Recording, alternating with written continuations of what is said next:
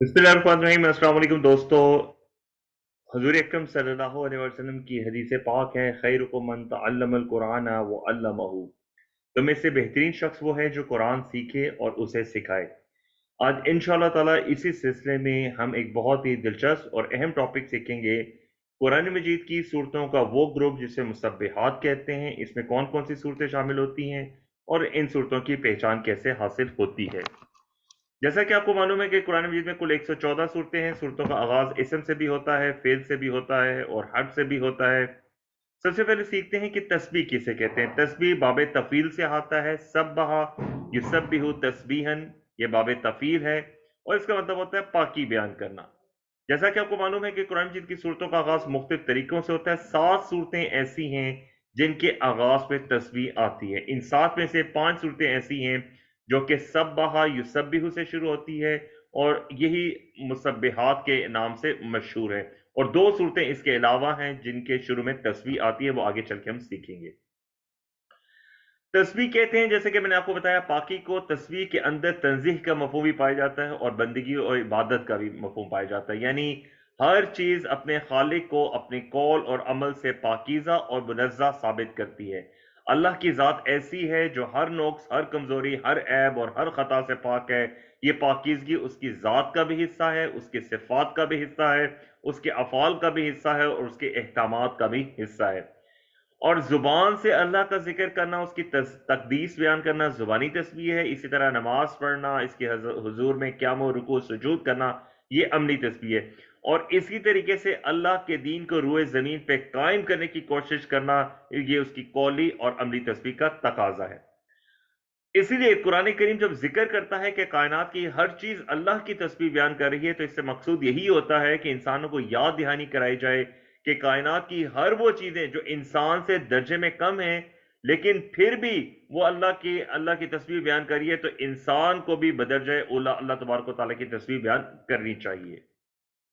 अब चलते हैं मुसब्बिहात की तरफ। मुसब्बिहात किसे कहते हैं? कुरान मजीद की वो सूरतें जिनका आगाज तस्बीह से होता है मुसब्बिहात कहलाती है। इसमें से मैंने आपको बता दिया है कि सब्बहा युसब्बिहु से शुरू होने वाली सूरतें जो कि 5 हैं, उर्फ आम में यही मुसब्बिहात कहलाती है। लेकिन इसके अलावा 2 सूरतें और भी ऐसी हैं जिनका आगाज तस्बीह से होता है, तो ये कुल 7 सूरतें बन जाती हैं। मुसब्बिहात में कौन कौन सी सूरतें शामिल हैं? मुसब्बिहात में सूरह हदीद, सूरह हशर, सूरह सफ, सूरह जुम्मा, सूरह तगाबुन, ये तमाम सूरतें हैं जो कि सब्बहा युसब्बिहु से शुरू होती है। इसके अलावा सूरह इसरा और सूरह आला हैं जिनका आगाज तस्वीर से होता है। यहाँ पे एक बहुत ही दिलचस्प नुकता नोट कर लीजिए कि जो इल्म सर्फ है, सर्फ का कोर्स जो होता है, उसके अंदर सबसे इंपॉर्टेंट चीज होती है मस्दर होता है। मस्दर से ही फेले माजी निकलता है, उसी से फेले मुजारे निकलता है और इसी से फेले अमर निकलता है। कुरान मजीद में तस्बीह से शुरू होने वाली सूरतों की तरतीब भी इसी तरह है। यानी सबसे पहले कुरान मजीद में मस्दर से सूरत आती है जो कि सूरह इसरा है, जिसका आगाज सुबहाना से होता है, ये एक सूरत है। उसके बाद 3 सूरतों का आगाज फेले माजी सब्बहा से होता है, फिर 2 सूरतों का आगाज फेले मुजारे युसब्बिहु से होता है और फिर एक सूरत का आगाज फेले अमर सब्बी से होता है। तो गोया मजदर, फेले माजी, फेले मुजारे और फेले अमर, ये तरतीब कुरान मजीद में बनती है तस्बीह से शुरू होने वाली सूरतों की। जो मजदर से सूरत शुरू होती है वो सूरह इसरा है। फेले माजी से शुरू होने वाली सूरतें सूरह हदीद, सूरह हशर और सूरह साफ हैं। जबकि फेले मुजारे से शुरू होने वाली सूरतें सूरह जुमा, सूरह तगाबुन है और फेले अमर से शुरू होने वाली सूरत सूरतुल आला है। सूरतुल हदीद, सब्बहा लिल्लाहि मा फिस समावाति वल अर्ज़, इसका आगाज होता है। सूरतुल हदीद मुसहफ की तरतीब में 57 नंबर पे सूरत है। इसके बाद 59 नंबर पे सूरह हशर है, इसका आगाज भी सब्बहा से होता है। 61 पे सूरह सफ है, इसका आगाज भी सब्बहा से होता है। ये 3 सूरतें थी जिनका आगाज फेले माजी से होता है। फेले मुजारे से शुरू होने वाली पहली सूरत सूरह जुमा है, जिसका आगाज 62 नंबर सूरत है, इसका आगाज होता है ये सब भी उसे। और उसके बाद सूरह तगाबुन है, इसका आगाज भी युसब्बिहु से होता है और ये 64 नंबर मुसहफ की तरतीब के मुताबिक सूरत है। ये जो पांचों सूरतें हमने पढ़ी हैं, सूरह हदीस, सूरह हशर, सूरह सफ, सूरह जुमा और सूरह तगाबुन, ये पांचों की पांचों सूरतें मदनी सूरतें हैं।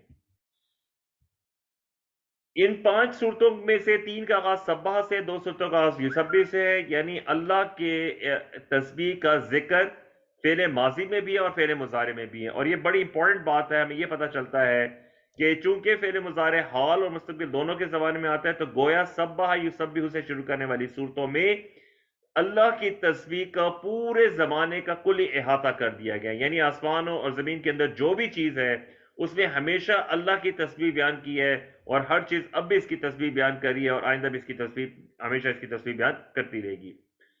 اس کے بعد مصدر سے ایک سورت کا آغاز ہوتا ہے، سبحان الذی، یہ سورہ بنی اسرائیل ہے، مصحف کی ترتیب میں 17 نمبر پہ، یہ مکی سورت ہے، اور اس کے علاوہ فعل امر سے شروع ہوتی ہے سورۃ الاعلیٰ، سبح اسم ربک الاعلیٰ، مصحف کی ترتیب میں یہ 87 نمبر پہ ہے، اور یہ مکی سورت ہے۔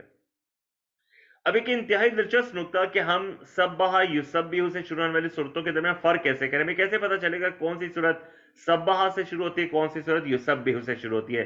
میں آپ کو ایک بہت ہی دلچسپ اور ایک شارٹ کٹ بتاتا ہوں، اس شارٹ کٹ کو آپ ذہن میں رکھ لیں گے تو انشاءاللہ آپ ان صورتوں کو آئیڈینٹیفائی کر سکیں گے بہت آسانی سے۔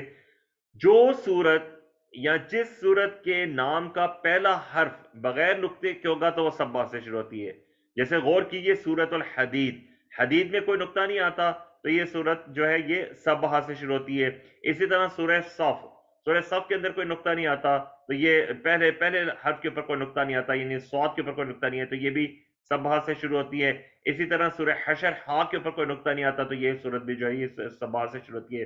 جو دو صورتیں ہیں سورہ تغابن اور سورہ جمعہ، دونوں کے پہلے الفابیٹ پہ پہلے حرف کے اوپر نقطہ آتا ہے تو وہ دونوں صورتیں یسبح سے شروع ہوتی ہیں۔ تو اگر آپ یہ نقطہ ذہن میں رکھ لیں گے تو انشاءاللہ تعالیٰ آپ کو بڑی آسانی کے ساتھ یاد ہو جائے گا کہ کون سی صورت سبح سے شروع ہوتی ہے اور کون سی صورت یسبح سے شروع ہوتی ہے۔ یہ ایک سمرائز فارم ہے قرآن مجید میں تسبیح سے شروع ہونے والی 7 قرآنی صورتوں کی۔ اگر آپ چاہتے ہیں کہ علم النحو، علم الصرف، علم البلاغت، لغات القرآن، قرآن مجید کا اجمالی خاکہ، خلاصہ قرآن، قرآن کے مضامین، قرآنی صورتوں کے تعارف، قرآن میں نظم و ربط اور مختلف قرآن مجید سے متعلق معلومات حاصل کرتے رہیں تو آپ سے درخواست ہے کہ یوٹیوب چینل اسٹوڈنٹس آف قرآن مجید کو سبسکرائب کیجئے۔